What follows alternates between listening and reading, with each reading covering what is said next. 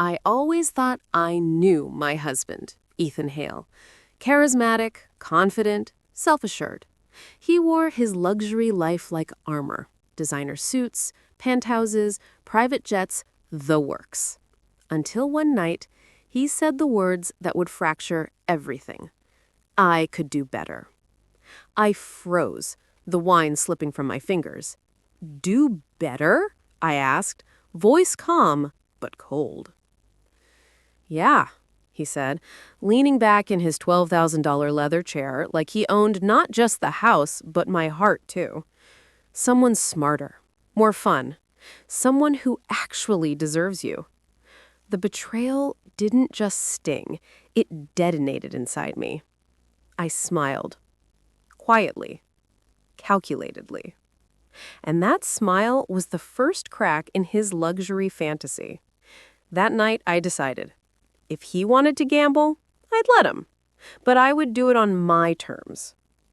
Ethan disappeared for a week, claiming business trips. I pretended to worry. But my research, my network, my instincts told me something was off. I found out about Vienna, the golden-haired woman who supposedly embodied better. I traced their movements, emails, hotel bookings.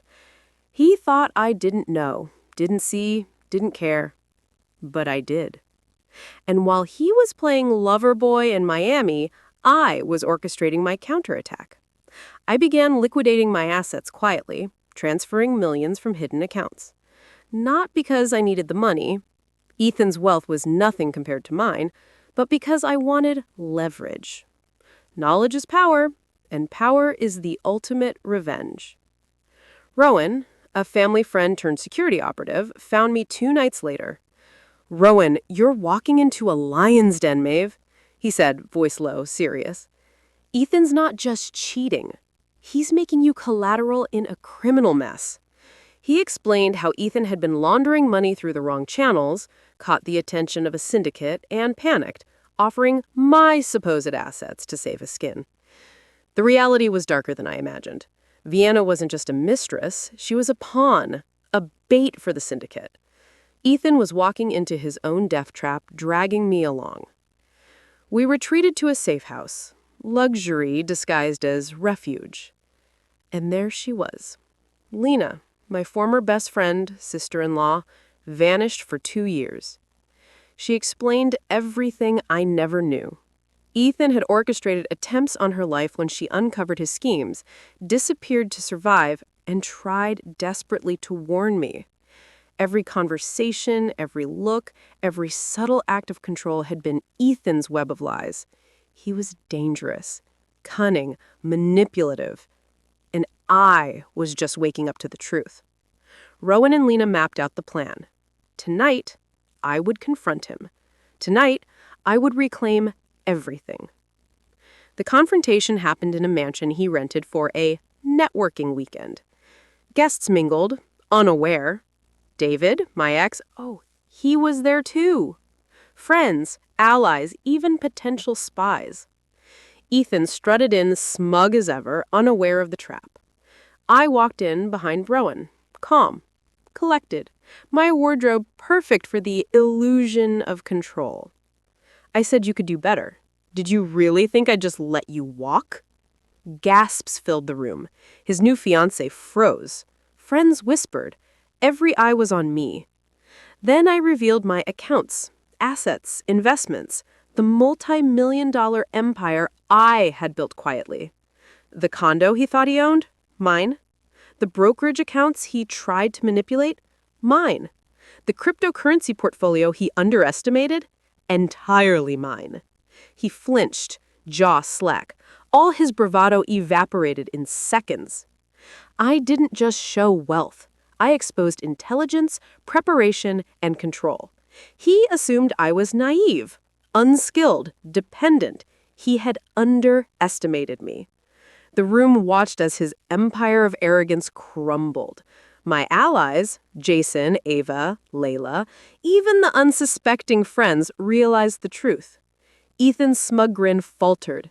His fiancé's admiration turned to horror, and I, Maeve Hale took my seat in the story as the protagonist of my own life, not just the wronged wife. But the final twist hadn't arrived. The moment of revelation wasn't just for him, it was for me. Austin, my closest confidant, my business partner, the one who had helped me navigate the aftermath of Ethan's betrayal, he stepped forward, voice low. I need to confess something. Silence fell. My heart skipped. I hacked your accounts, he said quietly, voice breaking, because I loved you, and I thought you were wasting yourself on a man like him.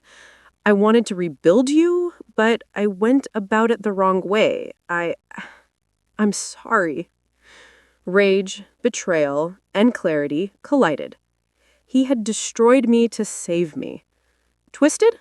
Absolutely.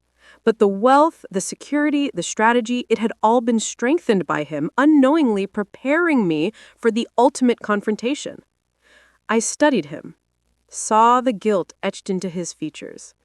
He was no longer my ally in the shadows. He was my liability and my proof. Austin, I said, voice steady, sharp as a scalpel, you did help me, but you also tried to own me, control me, destroy me. He swallowed. I know, and I'm paying for it now. I accept whatever you decide. I exhaled. You're gone from my life, permanently. I won't hate you, but I won't forgive you either. Freedom isn't granted, it's claimed, and I've claimed mine. David, broken, tried to apologize. I let him. Learn from this, I said softly.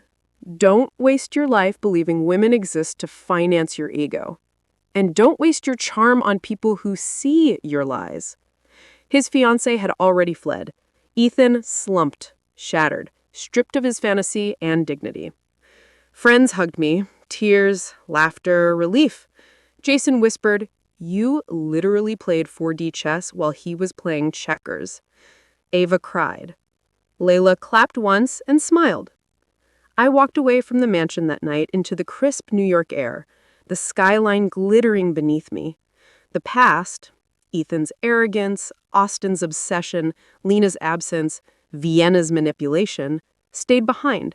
The future stretched ahead, mine to write. My wealth was secure. My mind was sharp, my heart scarred but unbroken. I whispered into the night, a quiet mantra.